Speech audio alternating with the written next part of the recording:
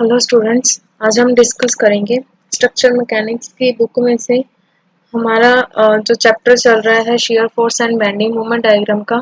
उसमें हमारे पास क्वेश्चन है ओवरहैंगिंग बीम का।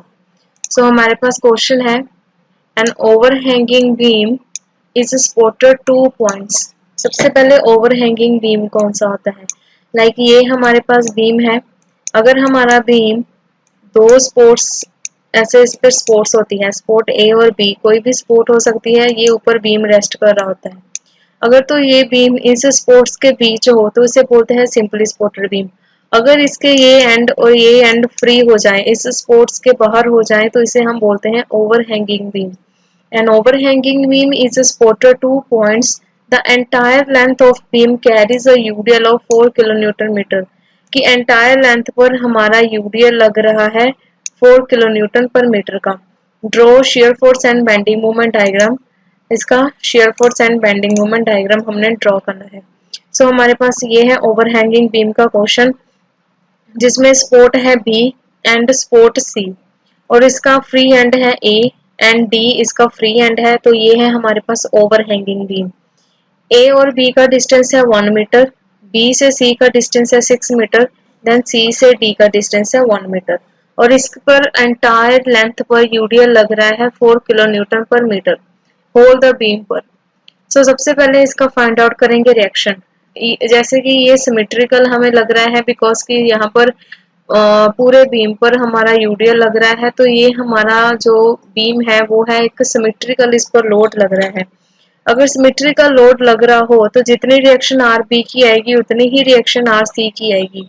सो both the reaction are same if the हमारा जो क्वेश्चन है वो हो सिमेट्रिकल हो। हम लिखेंगे जितने रिएक्शन आर बी की है इज इक्वल टू कितनी आएगी आर सी की। लिखेंगे हम R B is equal to R C is equal to total load.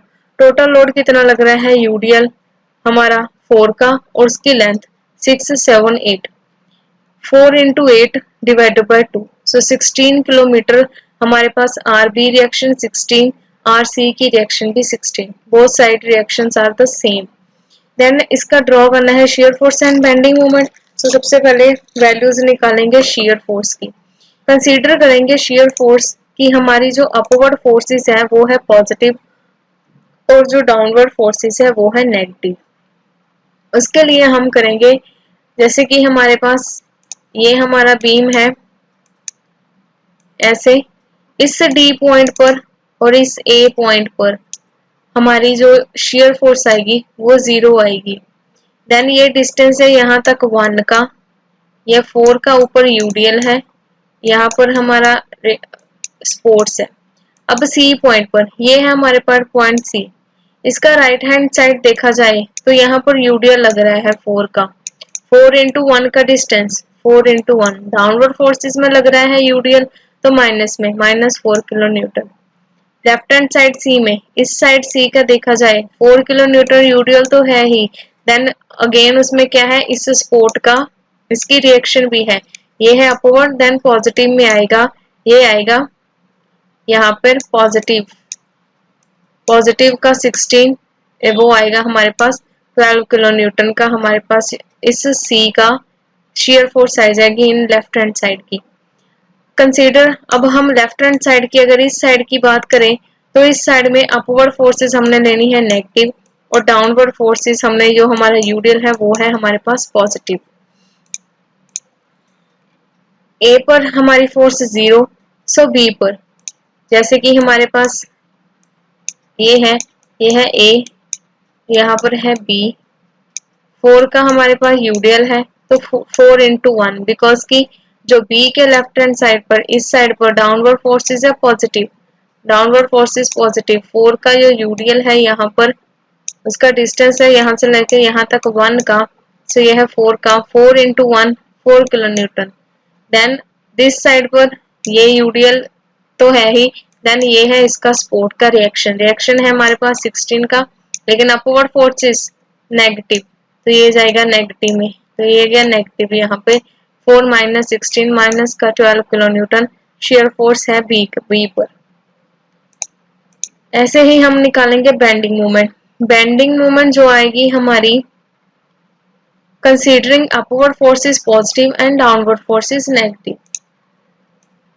फिर से हमारे पास जो बेंडिंग मोमेंट है वो फ्री एंड पर जो 0 आती है।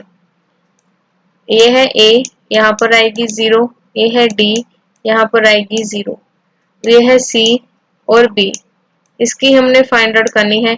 यूडीएल लग रहा है हमारा 4 किलो न्यूटन। सबसे पहले डी पर 0, उसके बाद सी पर यहाँ तक का डिस्टेंस है 1 का, यूडीएल है 4 का। 4 into 1 downward direction minus 4 into 1 minus 1/2, सो इस 1 का हाफ हो जाएगा। अगेन ए पॉइंट पर 0, अगेन यहाँ पर कितनी है 4 की और डिस्टेंस है 1 का। अगेन माइनस का 4 इंटू 1 इसका हाफ -2 किलो न्यूटन मीटर। ये आ गई हमारी बेंडिंग मोमेंट। इसके बाद हम निकालेंगे maximum bending moment. Maximum bending moment का कैसे पता चलता है, जैसे कि हमने ये शेयर फोर्स का डायग्राम ड्रॉ किया। शेयर फोर्स की वैल्यू ए पॉइंट पर डी पॉइंट पर थी 0, बी पॉइंट पर +4, सो प्लस का 4, देन माइनस का 12 बी पॉइंट पर, देन अगेन प्लस का 12, देन अगेन माइनस का 4, देन 0। अब जो प्लस और माइनस की वैल्यू यहाँ पर जो हमारा पॉइंट ऑफ कॉन्ट्राफ्लेक्शन बन रहा है, ये बन रहा है इन दिस पॉइंट पर। ये पॉइंट ऑफ कॉन्ट्राफ्लेक्शन की वैल्यू यहाँ पर हमारी मैक्सिमम बेंडिंग मोमेंट आती है, ये बन रहा है हमारा दिस पॉइंट पर।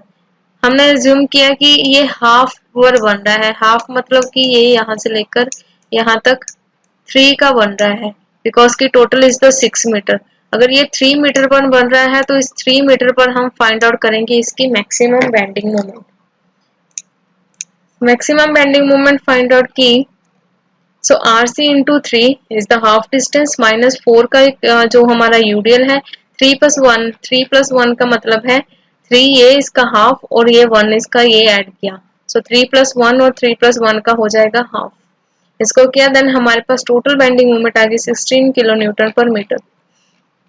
अब इस पॉइंट पर मैक्सिमम है 0 पर, ओ पॉइंट पर, इस ओ पॉइंट पर आएगी हमारी मैक्सिमम बेंडिंग मोमेंट पर डायग्राम बनाएंगे यहाँ पर 16 किलो न्यूटन पर मीटर और वैल्यू हमारी माइनस में आई है। देन ए पॉइंट पर, सो बी पर लेकर -2 किलो न्यूटन, बी से लेकर सी तक है हमारी पॉजिटिव का 16 किलो न्यूटन पर मीटर, देन सी से लेकर डी तक है अगेन 2 किलो न्यूटन पर मीटर। और एक बार याद रखनी है, जब यूडीएल हो तो हमारे पास जो हमारा बेंडिंग मोमेंट डायग्राम की लाइंस आती है वो पैराबोलिक कर्व में आती है, अगर पॉइंट्स रोड हो तो वो स्ट्रेट लाइन में आएगी। ठीक है, ऐसे ड्रॉ करते हैं इसका shear force and bending moment for the UDL overhanging beam का। ओके।